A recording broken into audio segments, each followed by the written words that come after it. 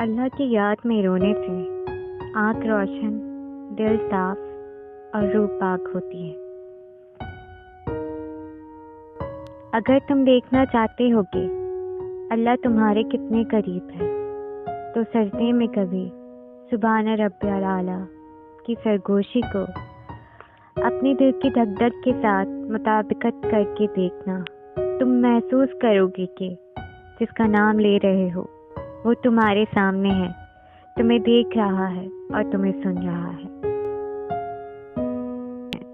وہ لوگ بڑے خوش قسمت ہوتے ہیں جو زوال کی طرف جائیں یا کمال کی طرف، لیکن سفر ہمیشہ صبر کے راستے پر ہی کر رہے ہوتے ہیں۔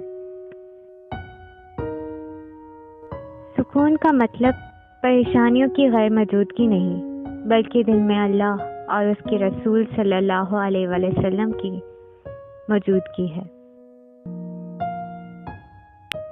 جب اللہ کسی بندے سے دوستی کرنا چاہتا ہے تو اس کی زبان پر اپنا ذکر اور دل پر اپنی فکر کے دروازے کھول دیتا ہے۔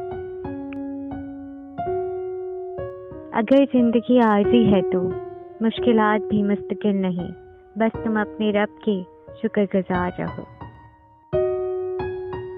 مشکل وقت میں سب کے کام آیا کرو، کیونکہ مشکل وقت سب پر آتا ہے، کبھی کسی کا صبر دیکھنے کے لیے اور کبھی کسی کا ضعف۔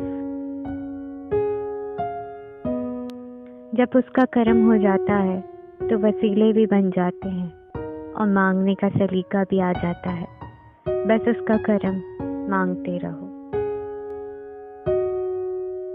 انسان چہرہ تو صاف رکھتا ہے جس پر لوگوں کی نظر ہوتی ہے، مگر دل کو صاف نہیں رکھتا جس پر اللہ کی نظر ہوتی ہے۔